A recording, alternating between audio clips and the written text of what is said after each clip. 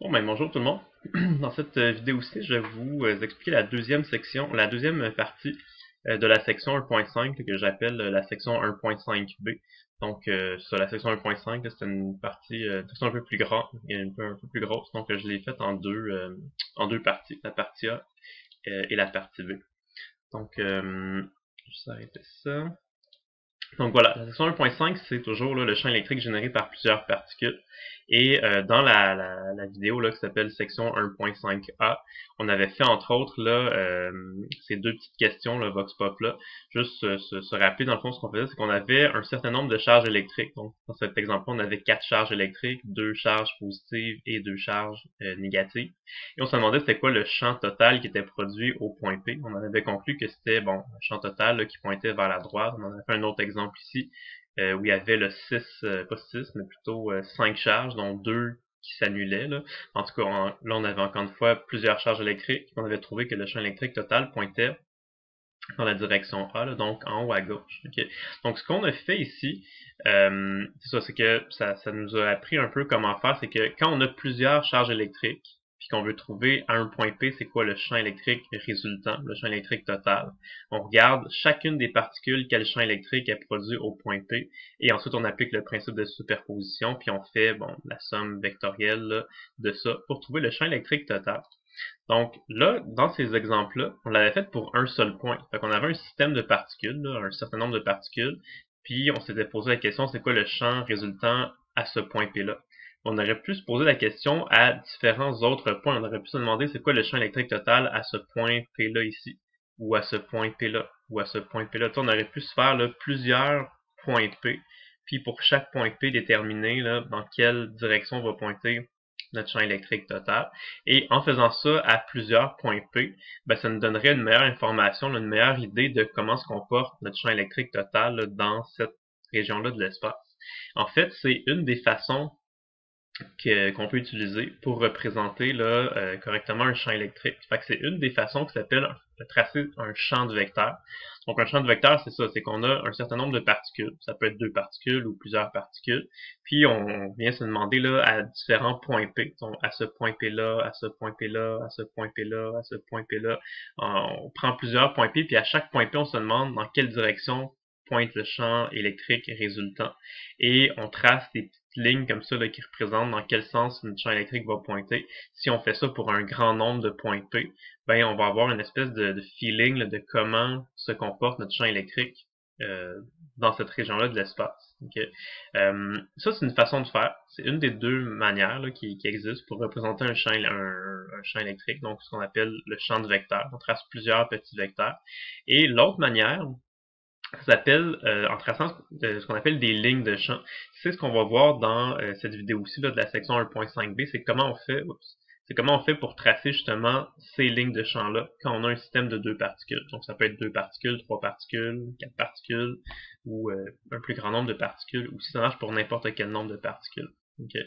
Et vous voyez déjà ici, là, dans cette image-là, la correspondance qu'il y a entre le champ de vecteurs et les lignes de champ.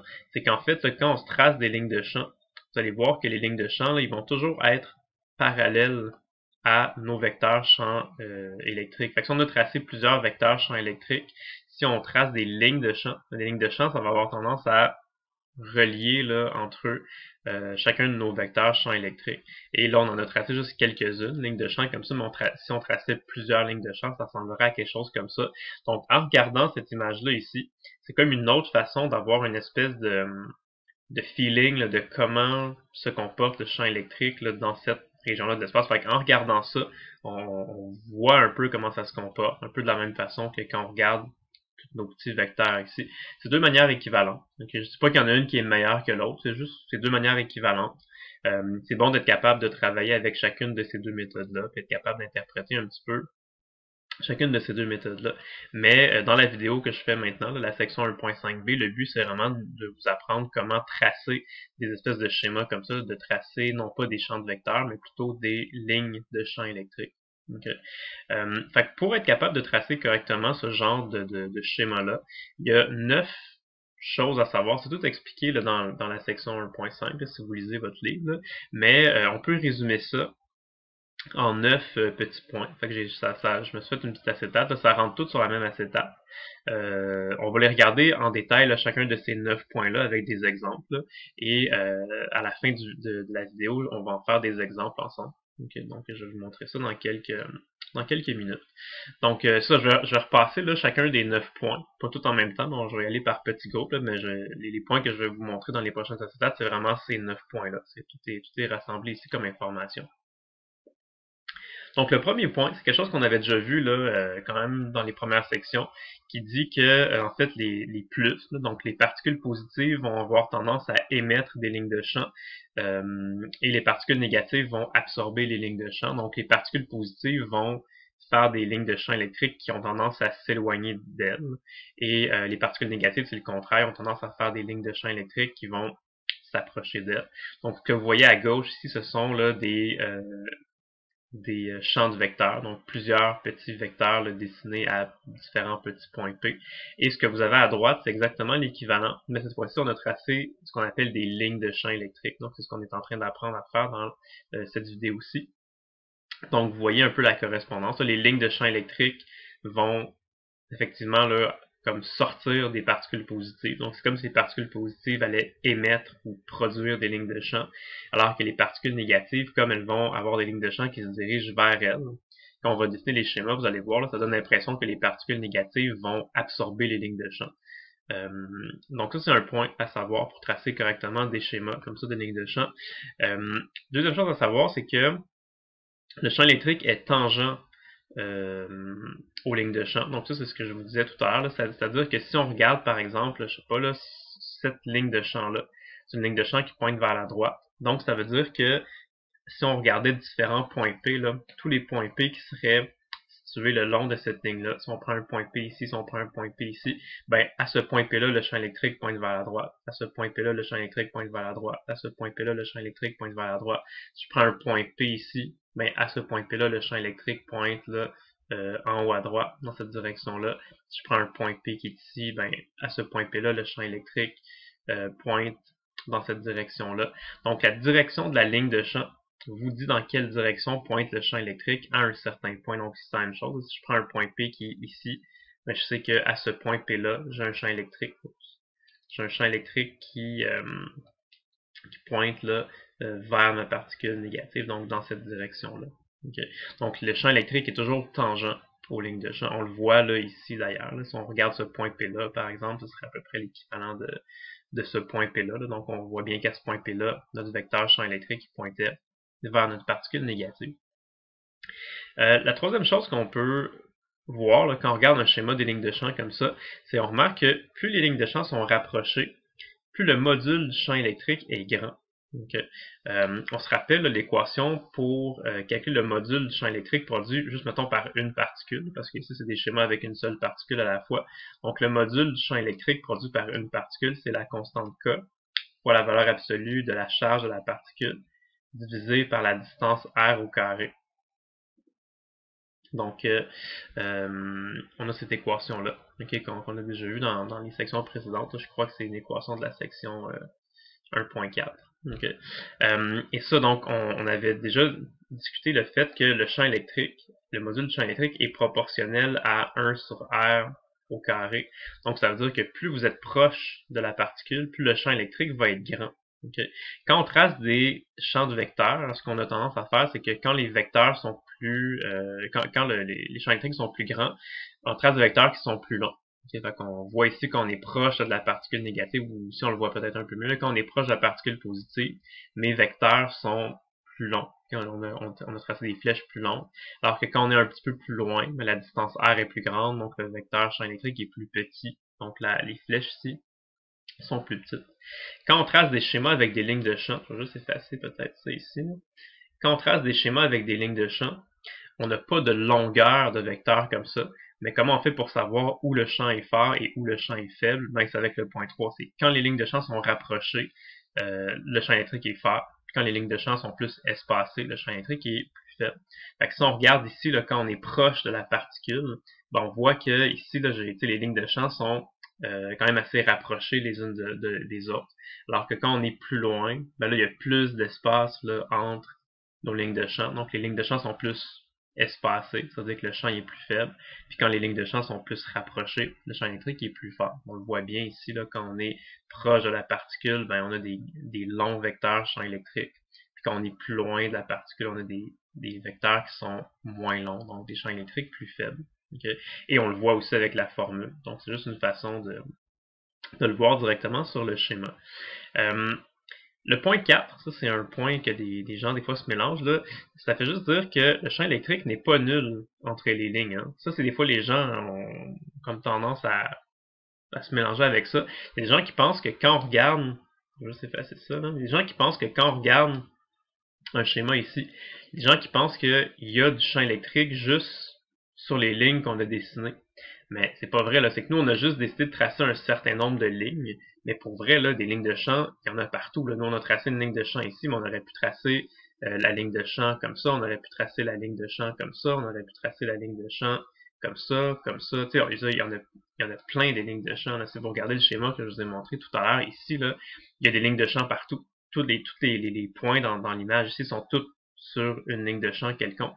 Donc, des lignes de champ, on pourrait en tracer autant qu'on veut. Okay? Fait que ce que ça dit le point 4, c'est que même si vous regardez là, dans votre schéma ici un point P, mettons, je sais pas, là, le point P qui est situé ici, ben, même si dans notre schéma, même s'il n'y a pas une ligne de champ qui est tracée, là, qui passe par ce point P-là, ça ne veut pas dire qu'à ce point P-là, le champ électrique est nul. Hein? Ça veut dire qu'à ce point P-là, il y a un champ électrique là, qui pointe là, dans cette direction-là. Si vous regardez le schéma ici, là, ce serait à peu près, je sais pas, ce point P-là ici. Puis même ici, c'est la même chose. Là, quand on trace des champs de vecteurs comme ça, on a tracé un certain nombre de vecteurs, mais des vecteurs, il y en a partout. Là. Même si on n'a pas tracé le vecteur qui est par exemple à ce point P-là, ben c'est pas grave. On sait qu'à ce point P-là, là, on a un vecteur qui pointerait dans cette direction-là. Donc même chose pour ça. C'est juste une représentation. Là. Quand on trace des lignes de champ, on en trace un certain nombre. Okay? Mais même si on n'en trace pas partout, là, on comprend que quand même le champ électrique il est présent partout. Il y a du champ électrique même si vous êtes à un endroit là, où il n'y a pas de ligne de champ directement sur votre schéma. Okay. Ça, ce sont les 4 premiers points. Le 5e point, ça dit que le nombre de lignes de champ émises ou absorbées est proportionnel à la charge électrique. Donc, quand on va tracer des schémas, ou quand on va vous montrer des schémas comme ça de lignes de champ, ou quand on va vous demander de tracer des schémas, comme dans les exemples qu'on fera tout à l'heure, on va toujours vous spécifier là, une information qui va nous vous dire on veut que vous traciez combien de lignes de champ par charge électrique. Ça peut être par coulomb, par microcoulomb, quelque chose comme ça. Fait que si vous voyez, dans ces 4 schémas-là, on vous a demandé de tracer, là, c'est des schémas qui sont tracés en traçant 4 lignes de champ par microcoulomb. Okay. Fait qu'à ce moment-là, c'est sûr que si vous avez une charge qui est plus chargée, comme par exemple si on compare là, le schéma ici puis le schéma ici, okay, ben ici on a une particule positive qui a une charge de 1 microcoulomb. Donc ça c'est la charge de la particule, donc on peut dire Q égale à 1 microcoulomb. Et ici on a une particule qui est chargée là, avec une charge de 2 microcoulomb. Donc la particule qui est ici a une charge 2 fois plus grande que la particule qui est ici. C'est 2 microcoulomb plutôt que 1 microcoulomb. Puis si on trace 4 lignes de champ par microcoulomb, donc une particule qui a une charge de 1 microcoulomb, on va donc lui tracer 4 lignes de champ. Et une particule qui a une charge de 2 microcoulombs, si on trace 4 lignes de champ par microcoulomb, on va lui tracer 8 lignes de champ. Okay? Donc ça, c'est intéressant, c'est-à-dire que quand vous allez regarder des schémas, juste en regardant les schémas, là, vous allez tout de suite pouvoir dire « Ah oui, ok, cette particule-là est plus chargée que celle-là parce que cette particule-là a un plus grand nombre de lignes de champ qui lui est associé. » Et c'est directement proportionnel. Fait que si vous voyez qu'une particule a 2 fois plus de lignes de champ qui la quitte qu'une autre particule, ben, vous savez qu'elle est exactement 2 fois plus chargée. S'il y a, je sais pas là, exactement 3 fois plus de lignes de champ que l'autre, ça veut dire qu'elle est exactement 3 fois plus chargée. Donc ça qu'on dit, le nombre de lignes de champ émises ou absorbées, c'est directement proportionnel à la charge électrique. Donc ça peut nous permettre d'interpréter facilement des schémas. Okay. Encore une fois, on voit que quand les particules sont positives, ça émet des lignes de champ. Puis quand les particules sont négatives, ça va venir plutôt absorber des lignes de champ. Donc ça, c'est ça. On va toujours vous demander, là, on va toujours vous spécifier combien est-ce qu'on veut que vous traciez de lignes de champ par microcoulomb. On va voir des exemples de toute façon tout à l'heure. Okay. Le point 6, ça dit que les lignes de champ représentent toujours le champ résultant. Okay. Quand on trace des lignes de champ, on trace pas seulement les lignes de champ de une particule, on trace les lignes de champ pour notre système de particules au complet. Donc, quand vous regardez ça ici, par exemple, si on avait tracé là, juste les lignes de champ de la particule positive, ben, les lignes de champ de juste une particule positive tout seul, ça ressemblerait à ça. Okay? Puis les lignes de champ d'une particule négative toute seule, ça ressemblerait à quelque chose comme ça. Fait que ce qu'on a tracé ici, ça ressemble ni à ça, ni à ça. Ça ressemble à quelque chose d'autre. Okay? Parce que justement, quand on trace là, nos lignes de champ comme ça, les lignes de champ représentent toujours le champ résultant. Donc le champ total. Okay? Donc c'est comme on faisait on avait fait dans les petites questions Vox Pop là, dans la section 1.5a, c'est qu'on imagine qu'on prend un point P. Par exemple, si on prend le point P là, qui est ici, si on a une particule chargée positivement ici et une particule chargée négativement, on avait fait un vox pop qui ressemblait beaucoup à celui-là. On avait dit, ben la particule positive au point P, elle va produire un champ électrique qui pointe dans cette direction-là. Et la particule négative au point P, elle va produire un champ électrique qui pointe dans cette direction-là. Et par la symétrie, là, vu que j'ai pris un point qui était exactement situé là, sur une ligne qui passe entre les deux particules, par symétrie, on avait fait un exemple comme ça, on avait compris que les deux composantes en Y allaient s'annuler. Puis quand on allait additionner ces deux vecteurs-là, ça allait donner un champ électrique qui pointait uniquement vers la droite. Donc la ligne que je viens de tracer, là, ça, ce serait le champ électrique total, là, ou le champ électrique résultant au point P. Fait que si j'efface toutes les autres choses que j'ai tracées, là, voilà, je vais utiliser une petite ligne pointillée. Fait que vous voyez justement qu'à ce point P-là, le champ électrique total pointe vers la droite. Donc ça, c'est le champ électrique total qui a été produit par nos deux particules. Et la ligne de champ, c'est ça qu'elle nous montrait. Elle nous disait, là, à ce point P-là, vous voyez votre ligne de champ, là, elle part d'ici puis elle se dirige là. Donc quand on est exactement ici, ça nous dit là, que notre vecteur champ électrique total, il pointe vers la droite. Okay? Donc c'est toujours le champ électrique résultant, là, le champ électrique total qui est tracé sur nos schémas. Donc, si on prend par exemple un point P qui est ici, bon, c'est que le champ électrique total, la somme des deux champs électriques produits par nos deux particules, va pointer, là, disons, dans cette direction-là. Okay, donc, le champ électrique est toujours tangent aux lignes de champ. Okay. Ici, vous voyez qu'est-ce qui se produit. Hein? Si vous avez, par exemple, là, deux particules positives, ben, c'est un peu ça aussi qui va arriver. Là, c'est que, dans le fond, les lignes de champ, ils vont toujours représenter le champ électrique total. Donc, si on a je sais pas, là, un point P là, qui est ici, par exemple, ben, cette particule-là va produire un champ électrique dans cette direction-là, cette particule-là va produire un champ électrique dans cette direction-là, et vous voyez le champ électrique total de ces deux vecteurs-là additionnés ensemble va pointer là, globalement vers le haut. Donc encore une fois, c'est ça que ça nous montre. Quand on trace la ligne de champ là, à ce point-là, on peut dire que le champ électrique total pointe vers le haut, toujours tangent là, à nos lignes de champ. Okay, donc ça c'est le point 6. Le point 7, ça dit que deux lignes de champ ne peuvent jamais se croiser. Okay. Ça, c'est sûr que deux lignes de champ ne peuvent jamais se croiser parce que, pensez-y, là, quand on trace une ligne de champ, ça nous trace le champ électrique total à un certain endroit.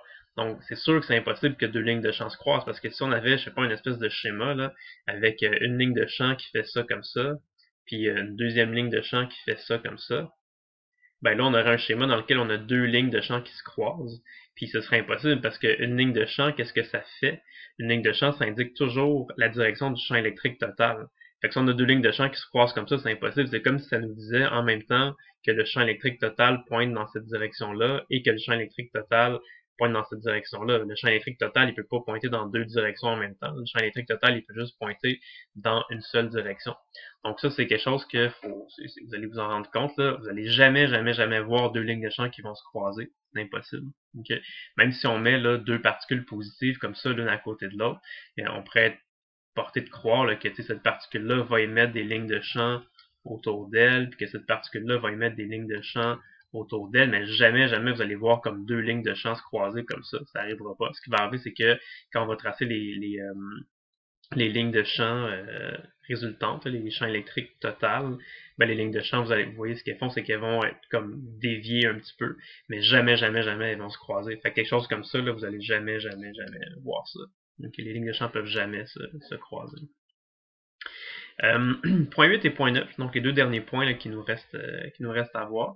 Le point 8, ça dit que chaque particule domine le champ électrique résultant dans son entourage. Ça, des fois, les gens ont un peu de difficulté à comprendre qu'est-ce que ça veut dire. Là. Ben, c'est un petit peu en lien avec l'équation qu'on avait vue tout à l'heure, là, qui dit que le module du champ électrique, c'est égal à K fois Q sur R au carré. Donc, l'équation de la section 1.4. Okay. Dans le fond, ça, ce que ça dit, c'est que, encore une fois, là, le champ électrique est proportionnel à 1 sur R au carré. Donc, quand vous allez être très proche de d'une particule chargée, peu importe c'est quoi sa charge, quand vous allez être très très proche puis que le R va être très petit, ben, le module du champ électrique va être très très grand. Okay. Donc, si vous avez par exemple deux particules deux particules là, dans l'espace, placées une à côté de l'autre, si vous avez un point qui est situé très très très très proche là, d'une des deux particules. Mettons, là, je sais pas, là, le point P là, qui est situé ici. Okay.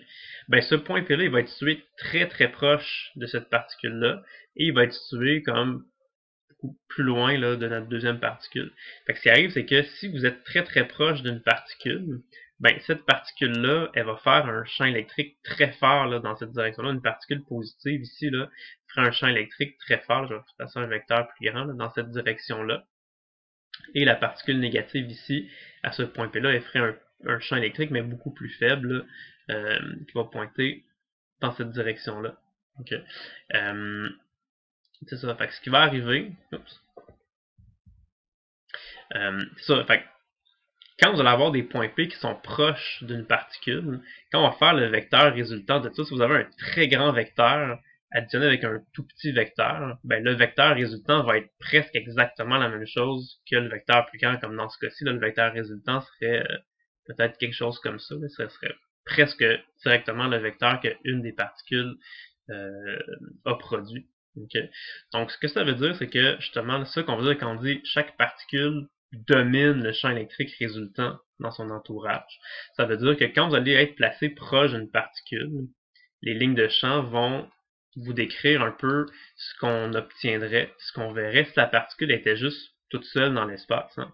Regardez ici, là, si vous avez juste, quand on se place proche là, de la particule positive, puis qu'on regarde à quoi ça ressemble les lignes de champ quand on est proche de la particule positive, ben ça ressemble à ce qu'on aurait si on avait juste une seule particule positive. Là, une particule positive, ce que ça fait, c'est que ça émet des lignes de champ, toutes également réparties là, autour de sa surface là, à égale distance. Okay?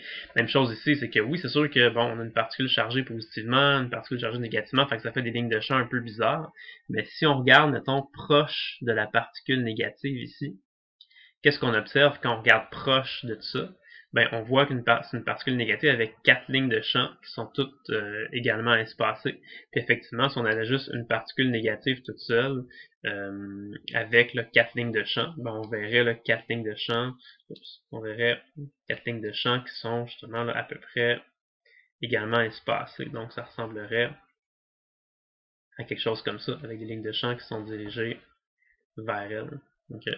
Donc, c'est la même chose pour celui-là. Fait que c'est sûr que quand vous allez tracer des schémas, ça va vous aider parce que vous le savez d'avance que quand vous allez être proche d'une particule, ben, comme chaque particule domine le champ électrique résultant dans son entourage, ben, ça veut dire que même si vous ne savez pas encore à quoi va ressembler votre dessin, vous savez que quand vous êtes proche d'une particule, là, les lignes de champ électrique vont ressembler à ce qu'on aurait si la particule était toute seule, parce que quand on est proche d'une particule, c'est la particule qui va réellement dominer là, le champ électrique qui va avoir là, proche d'elle. Okay. Quand on va faire les exemples tout à l'heure, ça va devenir un peu plus clair là, ce point 8-là. On va s'en servir beaucoup là, pour tracer nos schémas, ou du moins pour commencer nos schémas. Et le point 9 aussi, ça va vous aider à tracer vos schémas. Ça vous dit que le champ électrique lointain correspond à la charge totale. Qu'est-ce que ça veut dire, ça? Ben, ça veut dire que quand vous avez un système de particules, comme ici, par exemple, on avait une charge là, de 4 microcoulombs et une charge de moins 1 microcoulomb, donc une particule qui est quand même très positive, puis une petite particule négative. Okay? Et si vous regardez, là, on vous avait demandé de tracer 4 lignes de champ par microcoulomb. Donc la particule positive, elle a une charge de 4 microcoulombs. On veut tracer 4 lignes par microcoulomb. Donc la particule positive, elle va émettre, elle va produire 16 lignes de champ. c'est ce qu'on a tracé ici, alors que la particule qui est négative, elle a une charge de moins 1 microcoulomb, on trace 4 lignes par microcoulomb, donc elle va absorber 4 lignes de champ. Okay. Fait que si vous aviez au départ 16 lignes de champ qui ont été émises, puis 4 lignes de champ qui ont été absorbées, ça veut dire qu'il y a 12 lignes de champ qui vont juste pas être absorbées. Il y a 12 lignes de champ qui vont quitter le schéma, qu'on va tracer, puis qui vont sortir là, justement là, aux extrémités de notre schéma ici. Okay. Puis l'affaire qu'on vous dit, le point 9, c'est que le champ lointain correspond à la charge totale. Qu'est-ce que ça veut dire? C'est que si vous avez une particule de 4 microcoulombs, que vous placez à côté d'une particule de moins 1 microcoulomb, on s'entend que vous avez un système de particules qui est composé de deux particules, une particule de plus 4 et une particule de moins 1. Mais la charge totale de votre système, là, c'est 3 microcoulombs, 4 microcoulombs et moins 1 microcoulomb. Votre système total qui est composé de vos deux particules a une charge totale de 3 microcoulombs. Et ça, ce que ça veut dire que si on s'éloigne loin, là, si on regarde votre système vu de loin, à quoi ça devrait ressembler? Ça devrait ressembler à une particule qui a une charge de 3 microcoulombs. Une particule qui a une charge de 3 microcoulombs, si on trace 4 lignes de champ par microcoulomb, ça ressemblerait à exactement ça ici. Ça ressemblerait là, à une seule particule de 3 microcoulombs, donc une particule qui va émettre 12 lignes de champ. Okay.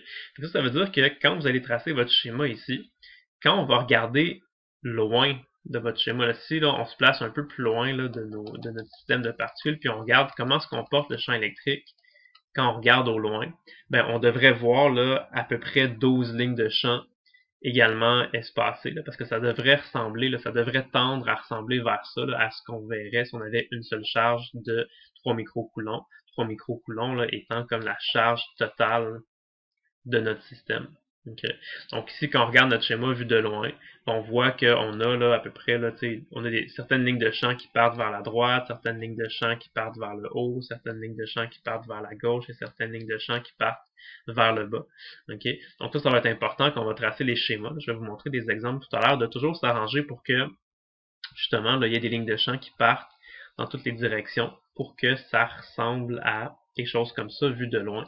Si on fait toutes partir les lignes de champ dans la même direction, ça ressemblera pas à ça, donc ce serait pas un très bon schéma qui serait représentatif. Okay. Puis une dernière chose qui n'est pas écrite, c'est que c'est pas vraiment un des points, mais quand on trace des lignes de champ, ça n'a peut-être pas été dit spécifiquement, mais il faut toujours tracer des petites flèches comme ça pour dire dans quel sens vos lignes de champ vont pointer. Parce que si vous tracez une flèche, si vous tracez une ligne de champ comme ça, si vous tracez une ligne de champ comme ça, c'est pas la même chose du tout. Là, ça vous dit vraiment dans quel sens votre ligne de champ va pointer. Et ça, c'est important parce que votre ligne de champ vous indique dans quel sens pointe le champ électrique total. Et si vous avez des particules positives ou négatives, on sait que les particules positives émettent les lignes de champ, les particules négatives les absorbent. Donc, c'est toujours important de tracer des petites flèches là, comme ça pour indiquer dans quel sens vos lignes de champ vont pointer. Okay. Voilà, donc je sais que ça fait quand même beaucoup de stock, ça fait beaucoup de notions là, à apprendre puis à essayer de comprendre et puis d'intégrer. Fait que c'est sûr que je vais faire des exemples avec vous pour vous montrer un peu à quoi ça peut ressembler. Donc c'est un exercice supplémentaire, là, c'est pas un exercice qui est directement dans le livre, c'est un nouvel exercice là, que j'ai inventé. Il est disponible là, sur mon site web, il est téléchargeable en format PDF. Donc il y a deux questions, la question A et la question B. Ça va de tracer des lignes de champ. Je vais faire les deux là, tranquillement avec vous. Dans la question A, il y a 2 particules. Et dans la question B, il y a 3 particules. Donc, c'est un petit peu plus compliqué. Okay. Donc, on va aller avec le numéro A pour commencer. On dit on place une particule de charge 1 microcoulomb près d'une particule de charge moins 3 microcoulomb. Donc, si vous avez la particule qui est positive, là, juste écrit plus 1, c'est plus 1 microcoulomb. Et à côté, on a une particule négative de moins 3 microcoulomb. Donc, juste écrit moins 3. Donc, elle est positive, elle est négative. Okay. Là, on veut dessiner un schéma de ligne de champ qui comporte 4 lignes de champ par microcoulomb. Okay. Donc, ça, on va toujours vous spécifier qu'est-ce qu'on veut avoir là, comme ligne de champ. Okay. Donc, une des premières étapes qu'on peut faire quand on arrive pour tracer notre schéma, c'est qu'on peut se rappeler de ce qu'on a vu là ici, au point 8. okay, qui dit que chaque particule domine le champ électrique résultant dans son entourage. Donc on sait tout de suite un petit peu là, à quoi vont ressembler les lignes de champ quand on va être proche d'une particule. C'est que les lignes de champ vont être toutes également espacées les unes par rapport aux autres, parce que la particule domine le champ électrique qui se trouve très proche d'elle, en raison du fait que le champ est proportionnel à 1 sur r carré. Donc quand on voit ça ici, là, on sait que la particule de 1 microcoulomb, si on trace là, 4 lignes de champ par microcoulomb, donc cette particule-là va devoir émettre 4 lignes de champ. Puis quand on va être proche de la particule, on sait qu'on va avoir 4 lignes de champ qui sont à peu près également espacées. Okay. C'est sûr que quand on va tracer notre schéma, les lignes de champ, ils vont pas juste continuer là, en ligne droite comme ça. Ils vont sûrement être déviés là, parce qu'ils vont se faire influencer par ce qui va se trouver ailleurs dans notre schéma. Mais quand on est proche de la particule, là, nos 4 lignes de champ vont devoir là, ressembler à quelque chose comme ça. Okay. Pareil pour la particule ici. Ça, c'est une particule qui est chargée avec une charge de moins 3 microcoulombs. Donc, à 4 lignes de champ par microcoulomb. 3 x 4, 12. Donc, cette particule-là va devoir, là, ça c'est une particule négative, donc elle va devoir absorber 12 lignes de champ. Okay, comment on peut faire ça? Si on trace 12 lignes de champ à peu près également espacées, là, ça va ressembler à peu près à ça. Donc 1, 2, 3, 4, 5, 6, 7, 8, 9, 10, 11, 12. Donc environ quelque chose comme ça. Okay. Encore une fois, c'est sûr que c'est pas 12 lignes de champ qui vont continuer toutes en ligne droite comme ça. C'est sûr que les 12 lignes de champ vont être déviées à un certain moment donné, mais quand on va se trouver proche de la particule, on sait que ça va ressembler à ça parce que la particule domine le champ électrique qui se trouve près d'elle. Okay. Fait qu'une fois qu'on a pensé à ça, après ça, moi, ce que je vous suggère de faire, c'est de regarder qu'est-ce qui va se passer en gros. Là. Ici, on a 4 lignes de champ qui sont émises, puis ici, on a 12 lignes de champ qui sont absorbées. Fait qu'on comprend qu'il y a plus de lignes absorbées que de lignes émises. Fait que les 4 lignes ici qui sont émises, là, elles vont pas sortir du schéma. Okay? C'est sûr qu'elles vont se faire absorber par la particule qu'on a ici. Okay? Et là, après ça, ce qu'on peut faire, c'est qu'on peut y aller pas par improvisation, là, mais tu sais, on sait à peu près ce qui va se passer. Là.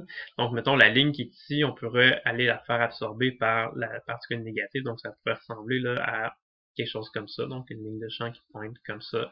Ici, on pourrait tracer une ligne de champ qui fait quelque chose comme ça. Okay. Et les lignes de champ qui sortent ici, là, elles vont pas continuer là, en ligne droite comme ça. On vient de dire qu'elles vont pas sortir du schéma comme ça parce qu'elles vont aller se faire absorber par cette particule ici qui est chargée négativement. Donc, je peux juste aller effacer ça comme ça. C'est ça, donc ça veut dire que ces lignes de champ-là vont juste être déviées nécessairement. Fait qu'au début, elles vont partir comme ça, comme si elles s'éloignaient en ligne droite de la particule positive, mais après un certain temps, elles vont être déviées, puis elles vont revenir là, pour aller se faire absorber par la particule négative. Donc ça pourrait ressembler là, à quelque chose comme ça. Okay. Donc ici, on a tracé nos 4 lignes de champ. Nos 4 lignes de champ ont été émises par la particule positive, ils ont été absorbées par la particule négative. Donc ici, on avait dit que la particule négative là, de moins 3 microcoulombs, on avait dit qu'elle allait absorber 12 lignes de champ. Pour l'instant, on lui a fait, on a dessiné le 4 lignes de champ qui se font absorber. Donc ça veut dire qu'il nous reste encore 8 lignes de champ à se faire absorber par cette particule-là. Okay. Et là, je vais faire quelque chose qui est pas la bonne chose. Okay, je vais juste changer la couleur de mon pointeur. Là. Donc, si on faisait juste dire, oh, ben, on peut juste continuer nos 8 lignes de champ comme ça. Okay. Puis, notre schéma va être terminé. Okay. Ben, ça fonctionne pas. Okay. Pourquoi? Parce que rappelez-vous, là, du point 9 ici, le champ lointain correspond à la charge totale. Okay? Donc, il faut que quand vous regardez votre système de particules vu de loin, il faut que ça ressemble à la même chose que ce qu'on obtiendrait si on traçait des lignes de champ pour une seule particule qui aurait la charge totale de votre système. Okay? Donc, si on regarde ici, là, on a une particule de plus 1 microcoulomb, une particule de moins 3 microcoulomb. Donc, la charge totale de notre système, ça va être 2 microcoulombs, moins 2 microcoulombs. Hein. Charge totale égale moins 2 microcoulombs. Et si on trace 4 lignes de champ par microcoulomb, ça veut dire que, vu de loin, il faudrait que notre système ressemble à une particule de moins 2 microcoulomb. Donc, il faut que ça ressemble à une particule avec 8 lignes de champ, qui absorbe 8 lignes de champ qui sont toutes à peu près également espacées. Si on fait juste poursuivre nos lignes de champ comme ça, il va y avoir des lignes de champ qui sortent par en haut du schéma, des lignes de champ qui sortent par la droite, des lignes de champ qui sortent par en bas, mais il n'y aura aucune ligne de champ qui sort par la gauche. Okay? Fait que c'est pas correct là, de juste prolonger nos lignes de champ comme ça. Il faudrait faire s'arranger dans notre dessin là, quand on le trace, faire un certain effort pour montrer que les lignes de champ vont aller dans toutes les directions. Okay? Donc on pourrait par exemple dessiner une ligne de champ qui va faire peut-être quelque chose comme ça. On va partir ici, celle-là on pourrait la faire partir là, dans cette direction-là. Celle-ci on pourrait en faire partir, mettons, comme 2 par en haut. On pourrait en faire partir peut-être 2 par en bas. Okay? Puis en faire partir peut-être 2 par la droite comme ça. Okay? Ça, c'est une particule négative. Fait qu'on ne veut pas qu'une particule négative, ça absorbe des lignes de champ. Donc, ça veut dire que nos lignes de champ, là, ici, vont pointer vers la particule négative. Donc, ils vont pointer dans cette direction-là. Okay? Donc là, c'est beaucoup mieux parce que là, on comprend que si on regarde notre système vu de loin, si je fais une espèce faire une espèce de ligne pointillée, ça peut vous aider. Donc, si on regarde là, ici, on a notre système de particules. Fait que oui, c'est sûr que c'est pas juste une particule, c'est un système, c'est deux particules. On a une particule chargée à plus 1 et une deuxième particule chargée à moins 3.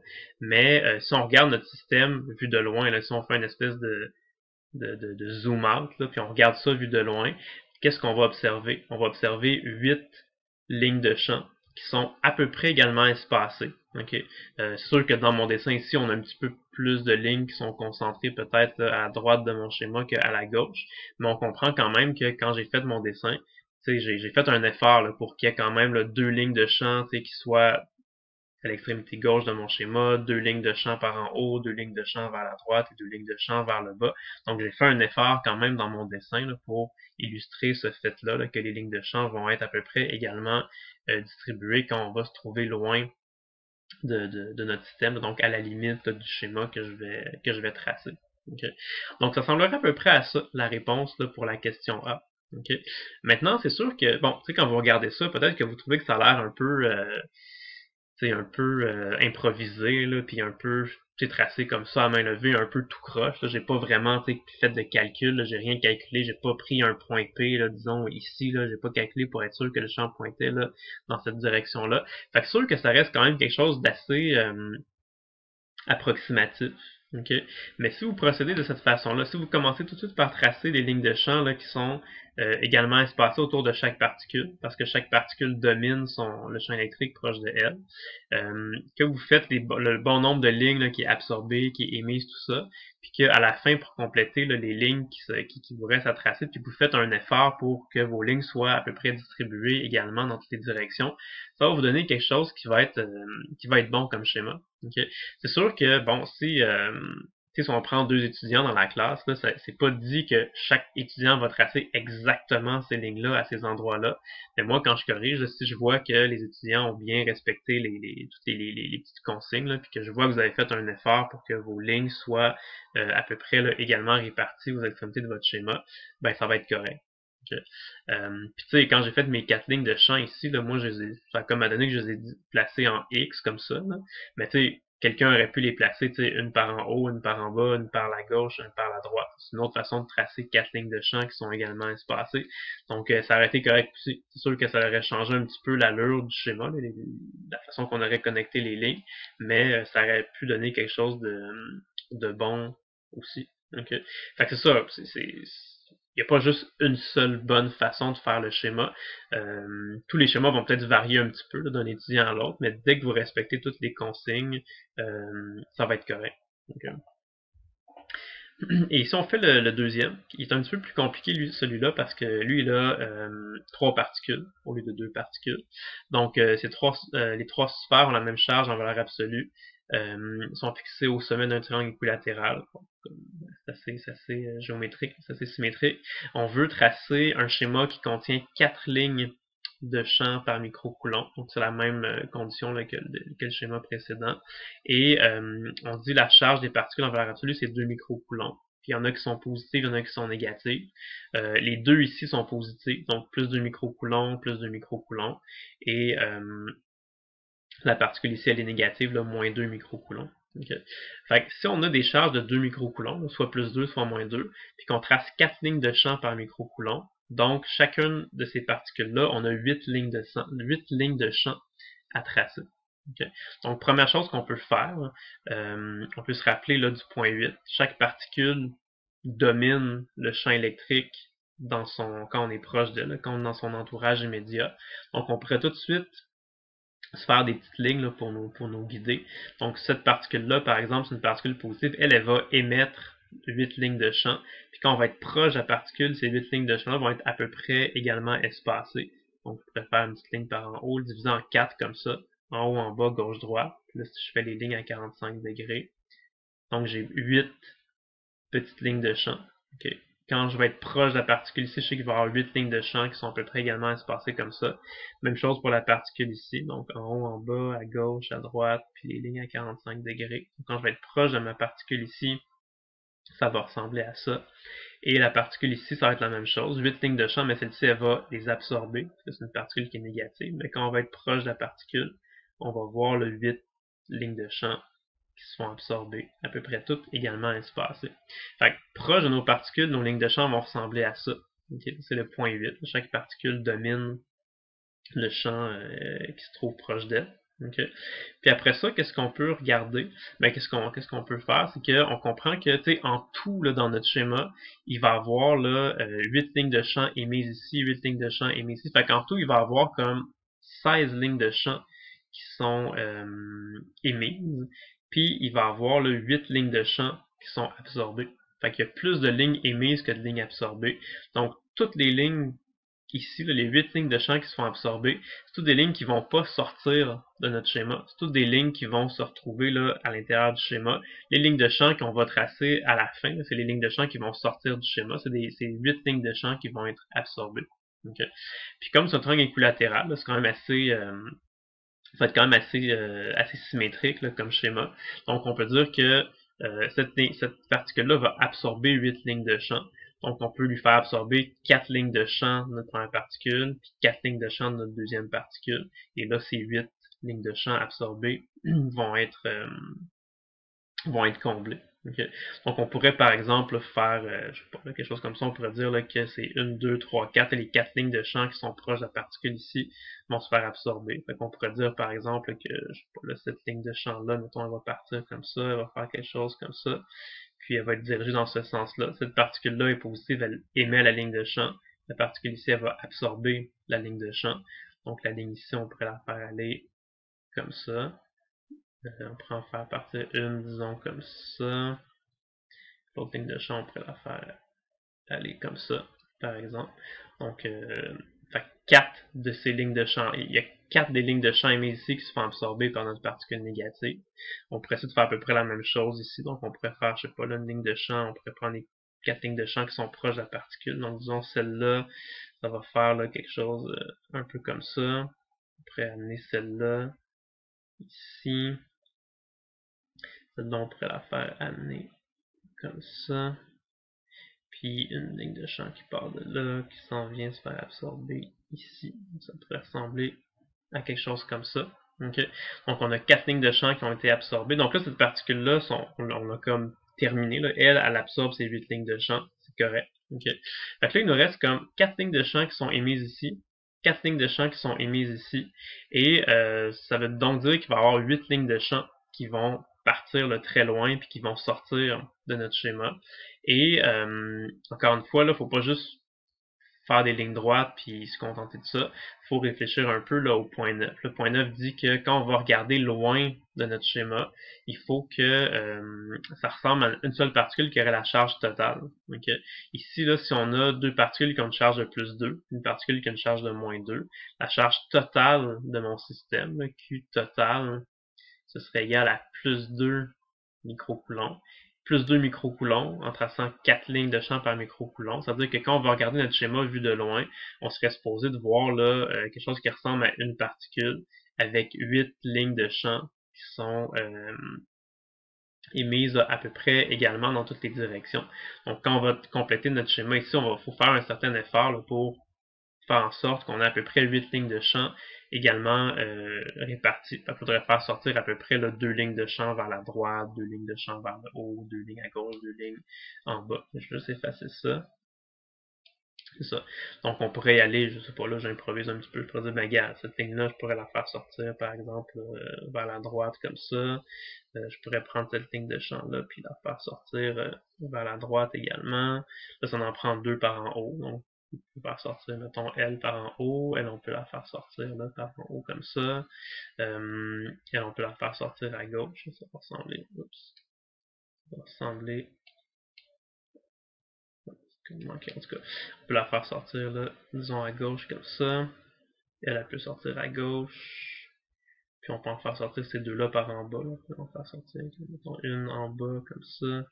Puis l'autre en bas comme ça. Okay. Fait encore une fois, c'est pas nécessairement parfait. Là. Ce que j'ai tracé, c'est pas 8 lignes de champ qui sont exactement également espacées.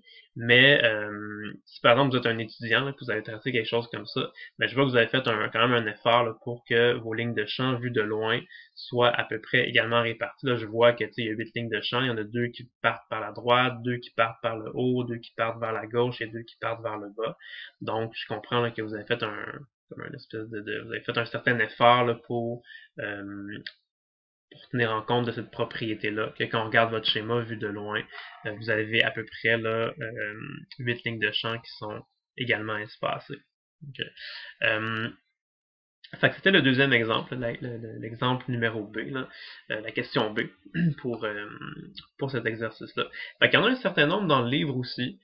Ça, c'en était des exemples que je voulais faire avec vous. Donc, je sais que c'est pas nécessairement facile de faire ça, mais paniquez pas. C'est en faisant que vous allez prendre confiance. Vous allez voir que finalement, c'est pas si compliqué que ça. Le truc que je vous donne, c'est vraiment de faire comme j'ai procédé. Fait que vous commencez d'abord par tracer vos petites lignes là, directrices. Ça va vous aider ensuite de ça à compléter votre schéma. Vous savez tout de suite là, combien de lignes vous allez avoir autour de chaque particule. Puis comme que chaque particule domine le champ électrique autour d'elle, vous savez que les lignes vont être toutes également espacées. Puis après ça, ben, regardez combien de lignes sont absorbées, combien de lignes sont émises. Moi, je vous conseille de tracer tout de suite les lignes qui vont se retrouver toutes entièrement sur le schéma, puis de garder les lignes qui partent vers l'infini, qui partent aux extrémités de vos schémas. Ces lignes-là, gardez-les pour les tracer à la fin. Puis faites un effort particulier pour qu'ils soient à peu près tous également répartis là, de chacun des côtés à la limite du schéma que vous tracez. Okay. Donc c'est à peu près ça. Donc ça termine là, la section 5. Donc c'était la deuxième vidéo. C'est la section 1.5b. Donc maintenant on a vraiment fait le tour là, de la section 1.5 au complet. Donc je vais arrêter ça ici. Puis ça va être continué là, pour les prochaines sections. Donc bonne journée. À la prochaine.